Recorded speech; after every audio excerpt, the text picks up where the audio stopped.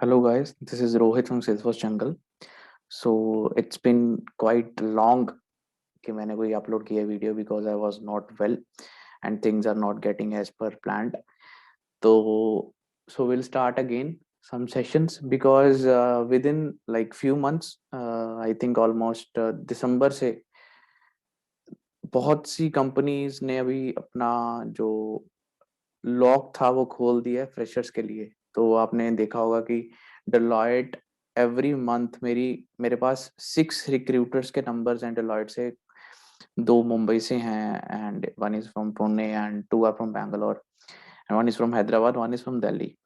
तो सभी का एक ही कहना है कि सर हम रेगुलरली हर मंथ हजारों के हिसाब से बच्चा उठा रहे हैं सिर्फ सेल्स फोर्स में।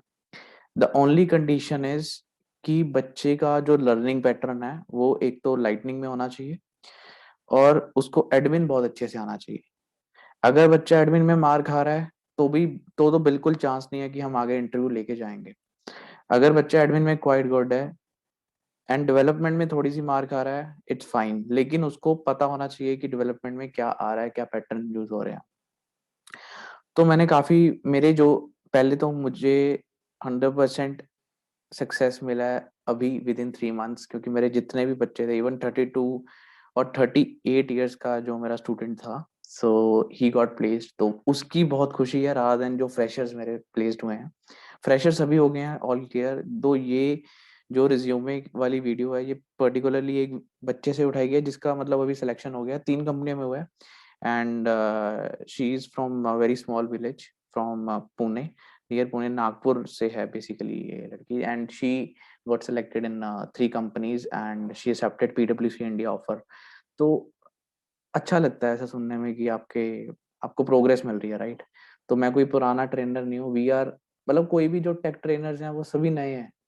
जो तो इंस्टीट्यूट हैं, क्योंकि हमारा कोई इंस्टीट्यूट नहीं है, हम इंडिविजुअली पढ़ाते हैं बच्चों को उनको ट्रेन करवाते हैं। काफी इंस्टीट्यूट हैं, पुणे के ही हैं, एक पुणे का इंस्टीट्यूट है जो 15-20 हजार में ही मतलब 20 डेज में ट्रेनिंग दे देता है। तो वहां से मतलब आई डोंट नो क्या नाम है इंस्टीट्यूट का, वहां से बहुत बच्चों के मुझे कॉल्स आ रहे हैं because I am not sure कि सर पढ़ा तो दिया लेकिन समझ नहीं आया कुछ।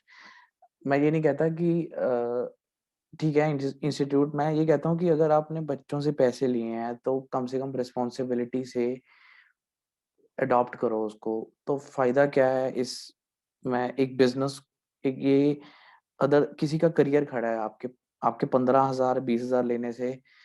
किसी कई बच्चे ऐसे हैं जो पैसे दे नहीं सकते, कई बच्चे ऐसे हैं जो 50-50% करके देते हैं।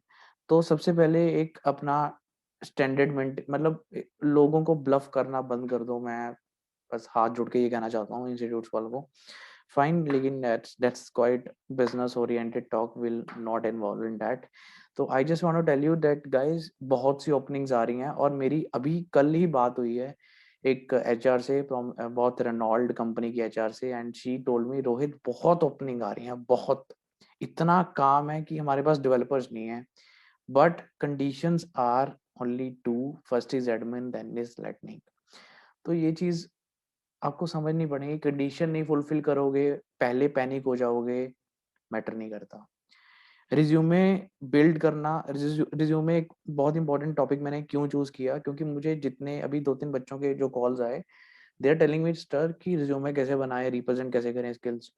तो मैं अपने स्टूडेंट को बता देता हूँ, क्योंकि मैं सैटरडे संडे खुद पहले मतलब हम 3-4 बंदे हैं जो ट्रेनिंग देते हैं। सैटरडे संडे मैं खुद टेस्टिंग करता हूँ उनकी कि क्या चल रहा है और उनको क्या सीखने को मिला विद इन दिस वीक और पिछले वीक्स में। और इन कई बच्चे बोल नहीं पाते, जिनको टेक्निकल टर्म्स आती होती हैं, सारा कुछ आता है, लेकिन वो बोल नहीं पाते, वो एक्सप्लेन नहीं कर पाते टेक्निकली। तो वो बहुत बड़ी प्रॉब्लम हो जाती है। उनको आता सब कुछ है प्रैक्टिकली, अगर आप नोटपैड दोगे और लॉजिक लिखने को कहोगे तो they know everything, but they are not expressing, they are able to express because वो कभी जिंदगी में बोल ही नहीं पाए या मतलब उनको मौका नहीं मिला बोलने का। तो उनको भी खोलना बहुत जरूरी है, उनको भी एक्सप्लोर करना। ये चीजें पता नहीं क्यों इग्नोर कर रहे हैं लोग जो ट्रेनिंग देते हैं, बट मुझे ये बहुत क्रूशियल लगता है। एक ट्रेनिंग देना बच्चे का ग्रैब करना सबसे पहले वो 50% मेंटेन करता है। हम सिर्फ 20% ट्रेनिंग दे सकते हैं, उसके बाद स्किल्स मैटर करते हैं, स्पीकिंग स्किल्स मैटर करते हैं इसमें। फ्रेशर्स को डेडिकेटली स्पीकिंग स्किल्स में हमेशा फोकस करता हूँ कि 30-35% जो मार्जिन होता है सिलेक्शन में वो स्पीकिंग स्किल्स का होता है। How you gonna deal with your clients, because most probably in Salesforce you're gonna deal with the international clients if you are in the MNC companies, and अगर MNC company में entry लेनी है भैया तो speaking skills तो essentials हैं, और बोलना, टेक्निकल चीजें समझाना, because the guy who is sitting in front of you वो 8-9 साल का एक्सपीरियंस लेके बैठा है, वो 1 मिनट में आपका लेवल चेक कर लेगा। तो ये चीजें बहुत जरूरी हैं। अभी मैं ये रिज्यूमे पूरा एक्सप्लेन करूंगा कैसे बच्चों का रिज्यूमे बनाना चाहिए। वीडियो एंड तक देखो, एंड में मैं बताऊंगा कि जब आपकी सिलेक्शन हो जाती है आपको क्या करना है। तो ये बहुत बड़ा पॉइंट है किसी भी बच्चे के लिए। तो अभी वीडियो शुरू करते हैं। अब स्टार्टिंग में आप अपना पहले हेडिंग लिख देना, नाम लिख देना, that is why I don't want to. So ये मैंने अपना नंबर लिख दिया, यहाँ पे ईमेल आईडी, अपना फोन नंबर थोड़ा डार्क लिख देना, इसने लाइट लिखा हुआ, लेकिन फोन नंबर और ईमेल आईडी हमेशा अपना या तो कलर्ड लिखो या डार्क लिखो, बेटर होगा कि बोल्ड में लिखो। यहाँ लोकेशन अपना एड्रेस डाल देना, एंड यहाँ पे अपना ट्रेल हेड, देखो ट्रेल हेड मैं कहता हूँ हमेशा कि किसी काम का नहीं है जब प्रैक्टिकली आप काम करते हो, लेकिन ट्रेल हेड बैजेस अगर आप कर रहे हो तो एज अ फ्रेशर जब आप डिस्प्ले करते हो उसको उसके सामने, टेक्निकल इंटरव्यू के सामने, तो वो उस क्योंकि उसने भी कहीं ना कहीं अपने ट्रेनिंग में या किसी जहाँ वो ट्रेनिंग करते हैं या मतलब उसके बाद जो फ्रेशर्स आते हैं, स्टूडेंट आते हैं, they must have earn some badges, तो दे नो कि इसमें क्या क्या होता है, so they can explain, they can ask some questions from this also. तो जो ट्रेन हेड बैचेस होते हैं उसका एक्सप्रेशन थोड़ा बहुत पड़ता है कि आपने कुछ मेहनत की है खुद से, बिकॉज ये कोई देने वाला नहीं है आपको, आपको खुद से करना पड़ेगा। तो इट्स बेटर कि आप डिस्प्ले कर दो कि आपके कितने बैजेस हैं और आपके कितने सुपर बैच आए हैं या आपने क्या क्या उसमें अचीव किया है। अब एक यहाँ पे ये लाइन होती है करियर ऑब्जेक्टिव, ये बहुत इंपॉर्टेंट लाइन होती है। मैं आपको बताऊं कि जब मेरा सिलेक्शन हुआ था सबसे पहले आईटी कंपनी में, तो उन्होंने मुझे पूछा था कि आपने करियर ऑब्जेक्टिव क्या लिखा है। सारा रिज्यूमे छोड़ के, टेक्निकल स्किल्स छोड़ के, इवन स्पीकिंग स्किल्स छोड़ के उन्होंने मुझे पूछा कि जो तुमने करियर ऑब्जेक्टिव लिखा है वो क्या लिखा है और उसको एक्सप्लेन करो। ये मैटर्स मेरे लिए बहुत मैटर करता है, और मैं कहता हूँ कि ये आपको जब आपने ये लाइन लिखनी है एक, तो आपको ये रिजेंबल करनी चाहिए कि आपका, क्योंकि इससे क्या पता लगता है, सबसे पहली लाइन मुझे यही देखी, करियर ऑब्जेक्टिव आपका रिप्रेजेंटेशन आपकी कैसी है, आप कैसे प्रेजेंट करोगे मेरी ऑर्गेनाइजेशन में। ये अगर अच्छा कोई सीनियर लेवल का बंदा बैठा है वो करियर ऑब्जेक्टिव सबसे पहले पूछेगा, ये आप नोट कर लो मेरी बात, ये इसको मजाक में मत लेना, मैं अभी भी कह रहा हूँ। एक एक जो एक्सपीरियंस बंदा होगा उससे कभी पूछना, या तो उसको कभी मिला नहीं होगा क्वेश्चन, जिसको मिला होगा वो पक्का कहेगा कि इसको बहुत जरूरी देखनी है, ठीक है। फिर उसके बाद आगे समरी में कुछ नहीं, अपना जो कॉलेज का नाम है date you can write it here. तो अब यहाँ पे समरी खत्म होती है, समरी के बाद हमने प्रोफेशनल एक्सपीरियंस, प्रोफेशनल, क्योंकि फ्रेशर के बाद एक्सपीरियंस नहीं होगा, या तो उसके पास इंटर्नशिप होगी या तो आप उसके पास ट्रेनिंग होगी। तो यहाँ से इसने आईबीएम इंटर्नशिप लिखा हुआ है, लेकिन इसमें आप कुछ भी लिख सकते हो, जैसे जहां से आपने ट्रेनिंग की है तो वहां से आप आप आप उसको इंटर्नशिप टैग करके लिख सकते हो जहां से आपने ट्रेनिंग की है। उसका फायदा क्या होता है कि जब आप इंटरव्यू में आप जाते हो, जब पढ़ेंगे आई कुछ भी पढ़ेंगे, it can't be IBM, it can be anything, तो जब वहां पे आप ये चीज पढ़ेंगे तो वो इंटर्नशिप ही समझेंगे उसको, क्योंकि उसको कुछ लेना देना नहीं है इंटर्नशिप से या ट्रेनिंग से, उसको लेना देना है आपके स्किल से। और जो टेक्निकल बंदा है उसको तो बिल्कुल लेना देना नहीं है। मैं आपको बहुत ज्यादा नहीं कहूंगा इसके बारे में, क्योंकि ये चीज अगर आप कहीं से भी ट्रेनिंग ले रहे हो, कहीं से भी आप खुद भी पढ़ रहे हो, तो अगर किसी का मतलब आपने कुछ थोड़ी बहुत ट्रेनिंग ली है कहीं इंस्टीट्यूट से या किसी रिनॉल्ड इंस्टीट्यूट से, तो वहां पे आप नाम लिख सकते हो, राइट। तो यहाँ पे टाइमिंग वगैरह लिख देना, तो लर्न सेल्सफोर्स माई सेल्फ। तो यहाँ पे इसने मेंशन किया learn Salesforce to myself, थोड़ा इंग्लिश का थोड़ा है, लेकिन इसने मेंशन कर दिया कि मैंने खुद भी ट्रेनिंग की है खुद, क्योंकि देखो यहाँ पे जो बैच लिखा हुआ है ये सबसे बड़ी रिप्रेजेंटेशन है कि इसने खुद मेहनत की है। और इसकी स्टोरी क्या है मैं बताऊंगा, इसको कैसे ये 3 ऑफर मिले, ये बहुत जरूरी है जानना। तो यहाँ पे आपका जो एक्सपीरियंस है, एक्सपीरियंस नाम से एक कॉलम बनाना है, यहाँ पे आपने 2 लाइनें लिखनी है, उससे ज्यादा नहीं लिखनी। ज्यादा लिख दी खत्म हो जाओगे आप।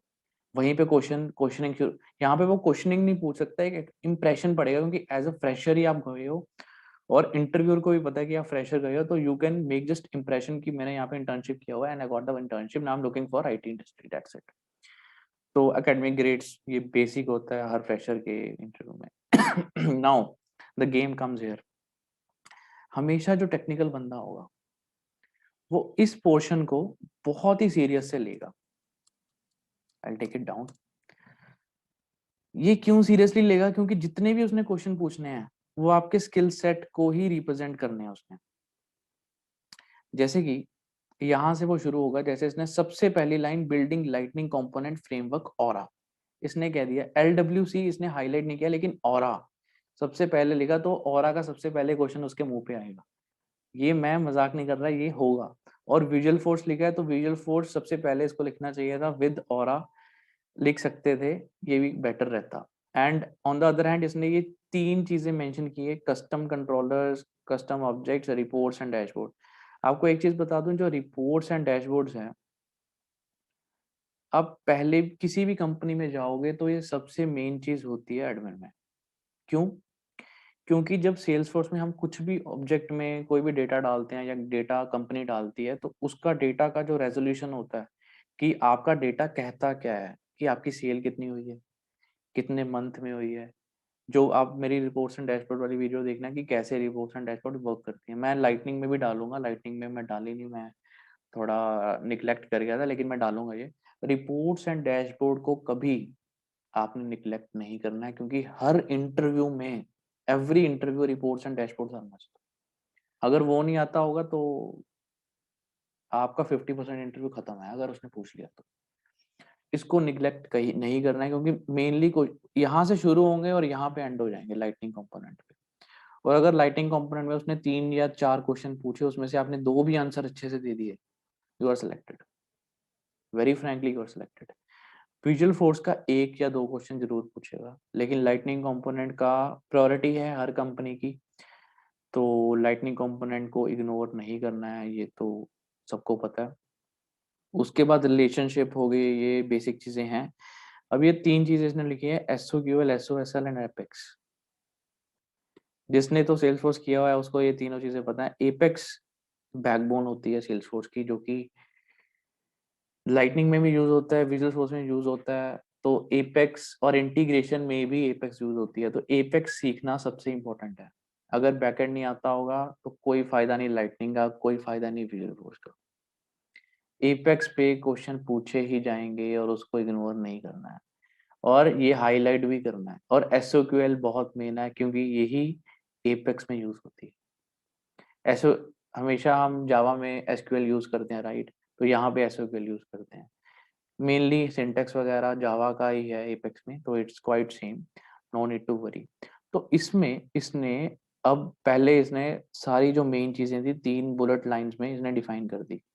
नाउ यहाँ पे what she did she has written everything individually like validation rules। तो एक क्वेश्चन यहाँ से पूछा जा सकता है, वर्क फ्लो से पूछा जा सकता है, अप्रूवल प्रोसेस, या वो ये पूछ सकता है इसको कैसे यूज किया जा सकता है, कंपैरिजन पूछा जा सकता है वर्क फ्लो और अप्रूवल प्रोसेस से। मतलब कुछ भी, अप्रूवल प्रोसेस कैसे यूज करते हैं हम, और अगर हमने approval process with trigger use करना है तो वो कैसे यूज करते हैं। I don't know how she hasn't written trigger here. हाँ, एपेक्स ट्रिगर बहुत एंड में, क्योंकि आई थिंक इसका लाइटेस्ट पार्ट होगा एपेक्स ट्रिगर। एपेक्स लैंग्वेज लिख दिया, इसकी जरूरत नहीं थी। Apex trigger, Apex class, asynchronous Apex, ये बहुत ही एंड में लिखा है ताकि पूछ ना पाए, लेकिन असिंक्रोनस अगर एपेक्स लिख दिया तो इसकी जानकारी भी आपको होनी चाहिए। कितने तरह के या 3 तरह के हैं वो, कैसे आपको, आपको एक बात बता दूं, एपेक्स ट्रिगर और असिंक्रोनस एपेक्स, इसके सिंटेक्स पूछे जाते हैं बेसिकली, क्योंकि फ्रेशर को इतनी नॉलेज नहीं होती कि ट्रिगर काम कैसे करता है, असिंक्रोनस एपेक्स कैसे काम करता है। तो बेसिकली इसके सिंटेक्स पूछे जा सकते हैं इंटरव्यू में।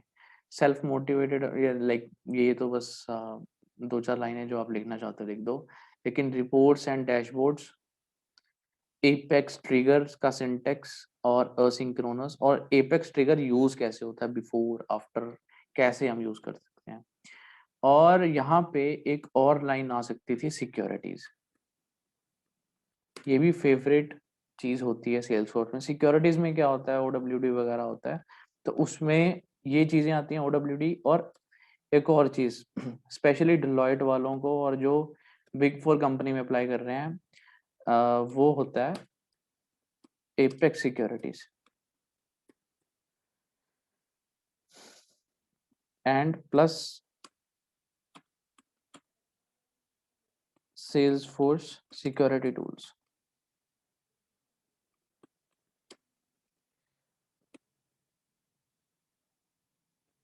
सिक्योरिटी टूल्स, तो ये चीज आपने security tools, Salesforce security tools शायद सुनी नहीं होगी। ये बेसिकली एपीआईज का रीसेट करने के लिए, सिक्योरिटी के रीसेट करने के लिए यूज होती है। सो ये आप एक बार पढ़ लेना क्या चीज है। Apex securities basically apex sharing कहते हैं इसको। तो आप यहाँ पे शेयरिंग, तो ये इस चीज को भी पढ़ लेना। तो ये इंप्रेशन डालने वाली चीज हो जाती है। एपेक्स सिक्योरिटी टूल्स के बारे में पता है, एपेक्स शेयरिंग के बारे में पता है, सिक्योरिटी के बारे में पता है। तो ये सिक्योरिटी मैं मार्क कर देता हूँ, रिपोर्ट्स एंड डैशबोर्ड में मार्क कर देता हूँ। तो यहाँ पर सिंक्रोनस, एपेक्स ट्रिगर और एपेक्स क्लास, ये तीनों को मार्क कर देता हूँ, ताकि आपको वीडियो में पता लग जाए क्या चीज़ मैंने इंपॉर्टेंट कही है। तो यहाँ पे एपेक्स एसओक्यूएल, ये दोनों चीज़ें बहुत इंपॉर्टेंट हैं। ये जो टॉपिक्स मैं मार्क कर रहा हूँ ये बहुत इंपॉर्टेंट है, यही पूछे जाते हैं। 99% जो चीज़ें आनी है इसके राउंड अराउंड ही आनी है, ठीक है। तो ये जंक्शंस क्या होते हैं, ये बहुत बेसिक चीज़ें हैं, इसको आपको पता होगा जो काम कर रहे हैं इस पे। तो बेसिकली ये जो 4-5 टॉपिक्स हैं, 1 2 3 4 5, और ये 5-6 टॉपिक्स ही पूछे जाते हैं इंटरव्यू में, जो मैंने मार्क कर दिए हैं। और यही आपको अपने रिज्यूमे में हाईलाइट करने हैं, और यहाँ पे ही कहानी शुरू होनी है, यहाँ पे भी खत्म होनी है। तो प्रोजेक्ट डिटेल्स, यहाँ पे उसने प्रोजेक्ट लिख दिया, आई डोंट नो यहाँ पे इसने कुछ किया भी होगा। यहाँ पे आप प्रोजेक्ट डिटेल्स में लिख सकते हो कि स्कूल मैनेजमेंट सीआरएम। इसमें आप ये भी डाल सकते हो ई कॉमर्स सीआरएम। तो ई कॉमर्स सीआरएम और स्कूल मैनेजमेंट टूल डाल सकते हो। इसमें क्या होता है कि दो अलग अलग वैरायटीज आ गई, ई कॉमर्स सीआरएम और स्कूल मैनेजमेंट में टीचर स्टूडेंट्स। तो एक प्रोजेक्ट बनाना स्कूल मैनेजमेंट का, मैंने शायद अपनी पुरानी वीडियोस में रियल प्रोजेक्ट्स में दिया हुआ है। तो रियल प्रोजेक्ट्स वाली वीडियोस में देखना स्कूल मैनेजमेंट वाला कैसे काम करता है और ई कॉमर्स वाला कैसे काम करता है। ई कॉमर्स वाला मैंने नहीं दिया होगा, ये मैं डाल दूंगा प्रोजेक्ट कैसे काम करेगा, कैसे होगा ये, मैं एक प्रोजेक्ट बना के आपको डाल दूंगा। तो ये डिस्क्रिप्शन दे दी इसने प्रोजेक्ट्स की, ये भी बहुत जरूरी है। तो ये रोल्स एंड रिस्पॉन्सिबिलिटीज क्या थे आपके प्रोजेक्ट में, ये भी बहुत इंपॉर्टेंट है। रोल्स एंड रिस्पॉन्सिबिलिटीज में आपने मेजरली एपेक्स का यूज करना है। यहाँ पे इसने ट्रिगर वगैरह यूज किया हुआ है, जो कि ट्रबल क्रिएट कर सकता है किसी भी फ्रेशर के लिए, क्योंकि वो नोटपैड पे आपको लिखा के दे सकते हैं, वो सबसे बड़ी प्रॉब्लम हो जाती है। और यहाँ पे जो बेसिक चीजें डिक्लेरेशन होती है, और डिक्लेरेशन कुछ खास नहीं है। तो ये चीजें जो रोल्स एंड रिस्पॉन्सिबिलिटीज हैं, इसमें भी आपको फोकस करना है कि आपको जो प्रोजेक्ट आपने मेंशन किया है उस प्रोजेक्ट में आपको क्या करना चाहिए, क्या नहीं मेंशन करना, ये बहुत इंपॉर्टेंट है। क्योंकि मैं चाहता हूँ कि बच्चे सिर्फ उसमें एडमिन का ही पार्ट मेंशन करें, उसमें जैसे सिक्योरिटीज आ गई, और ये एपेक्स ट्रिगर मत मेंशन करने। अगर ट्रिगर बहुत अच्छे से आते हैं तो मेंशन कर दो, नहीं तो मेंशन मत करो। अगर विजुअल फोर्स जरूर मेंशन करो, एपेक्स मेंशन करो, एपेक्स ट्रिगर मत मेंशन करो। मैं बार बार कह रहा हूँ, रिपोर्ट्स एंड डैशबोर्ड सबसे इंपॉर्टेंट है मेंशन करना, और ये चीजें जो बेसिक्स हैं, कस्टम ऑब्जेक्ट वगैरह मेंशन करो, वैलिडेशन रूल्स मेंशन करो। तो ये चीजें बहुत इंपॉर्टेंट है। और process builder, work flow, validation rule, ये जो 3 चीजें हैं, इसका हमेशा कंपैरिजन पूछा जाता है, तो इसको भी अच्छे से करना है। तो ये तो हो गया भाई साहब अपना रिज्यूमे। अब देखो, रिज्यूमे तो मैंने डिस्कस कर लिया। अब काफी, अब जो बच्चे प्लेस हुए हैं, मैंने उनको एक गाइडेंस दी है, एक कोट लाइन दी है कि आपने इंटरव्यूज देनी नहीं छोड़नी 3 महीने तक। आपको जॉब मिल गई, ठीक है, ऑफर लेटर मिल गया, ठीक है। अब देखो, कंपनी ने हम हमारे साथ खेला है, हम थोड़ा सा उनके साथ भी खेलेंगे, तो आपको नॉलेज मिलेगी। क्योंकि 3-4 महीने ये हनीमून पीरियड होता है, एंजॉय कर रहे हैं आप। 6 महीने तक होता है बड़ी बड़ी कंपनियों में, काम नहीं देते वो, प्रोजेक्शन देते, तो आपको लर्निंग करो, आप थोड़ा मोड़ा काम दे दिया, एक एक हफ्ते में थोड़ा मोड़ा काम दे दिया, काम चल रहा है, दैट्स ऑल। वो 6 महीने आपको यूटिलाइज करने हैं अपने इंटरव्यूज देने में। आपको बेसिकली वो 6 मंथ क्वेश्चंस पढ़ने हैं, इंटरव्यूज देनी है और क्वेश्चन आइडेंटिफाई करने हैं अपने, कि ये क्वेश्चन पूछा गया, ये नहीं आया। अगर जो आपका ट्रेनर है, स्पेशली उसको फोन करो, उसको तंग करो, उसके कपड़े फाड़ दो कि सर ये पूछा गया, इसका आंसर क्या होगा, इसका मैंने ये आंसर दिया था, मेरा सही है या नहीं। तो ये चीजें बहुत इंपॉर्टेंट होती हैं। और जब आप इंटरव्यू दे रहे होते हो ना, एंड में आपको इंटरव्यूअर को पूछना है कि आप मुझे रिव्यू दो, मुझे फीडबैक दो। वो कहेगा कि मैं ईमेल कर दूंगा, नहीं, आपको कहना है कि सर प्लीज रिक्वेस्ट है कि आप मुझे, मैं कहाँ लैग कर रहा हूँ। इससे क्या होता है, दो चीजें होती हैं इसमें। इससे आपको वो एक परफेक्ट ट्रुथ बताएगा आपके फेस पे कि आप कहाँ लैग कर रहे हो, और वहां से आपको इंडिकेशन हो जाएगी। क्योंकि जब हम पढ़ते हैं ना, हमें लगता है हम सब कुछ जान जान चुके हैं, हमारा सब कुछ हो चुका है, बट ऐसा नहीं होता। उसमें वो जो बंदा एक्सपीरियंस बैठा है, उसको सब कुछ पता है, और उसने जज कर लिया अपने नॉलेज के हिसाब से, उसने जज कर लिया आपका लेवल क्या है। और वो जो बताएगा ना, 2-4 लाइनें, वो आपको वो ही सच होगा, जो आपके माइंड में वो परसेप्शन होगी। तो वो सच होगा, वो उसको मानना है। और सेकंड थिंग, एक, अगर उसने आपको नहीं भी सिलेक्ट करना, वो तब भी थोड़ा सा सोचेगा आपको सिलेक्ट करने का। क्योंकि इससे इंप्रेशन बनता है कि बच्चे ने मुझे थोड़ा प्रोवोक किया कि मुझे बताओ मेरी गलतियों के बारे में, इट मीन्स ही और शी इज लर्निंग। तो ये बहुत इंपॉर्टेंट पॉइंट है। इंटरव्यू के एंड में आपको रिव्यू जरूर पूछना चाहिए किसी भी एचआर से। तो that's the end of the video. Video अच्छी लगी तो सब्सक्राइब करो, और डिस्क्रिप्शन के नीचे मेरा नंबर है, लिंक है, एंड अगर आपको मुझे कांटेक्ट करना है रिगार्डिंग ट्रेनिंग, आप कर सकते हो। Thank you for watching videos. And जो मेरे क्वेश्चंस मैंने दे रखे हैं इंटरव्यूज के, वो थोड़ा अच्छे से करो, तैयारी करो। और जो टॉपिक्स आपको बताए हैं उस पर ज़्यादा फोकस करो, जो मैंने इनलाइन किए हैं वो बहुत इंपॉर्टेंट टॉपिक है, उसको इग्नोर करोगे तो मुश्किल हो जाएगी आपके लिए। तो आप मुझे डायरेक्ट कांटेक्ट कर सकते हो। और जो नई नई वीडियोस आ रही हैं वो मेनली मेरी फ्रेशर्स के लिए ही होगी। तो मैं फोकस कर रहा हूँ कि फ्रेशर्स को जॉब मिले, क्योंकि अब अपॉर्चुनिटीज खुल गई हैं और अब डरने की जरूरत नहीं है। अगर जो गैप वाले भी है ना, हम उनको भी अच्छी तरह ट्रेन कर रहे हैं ताकि उनको भी आगे प्रॉब्लम ना आए। तो thank you for watching my video once again. So will wrap up this video. Thanks.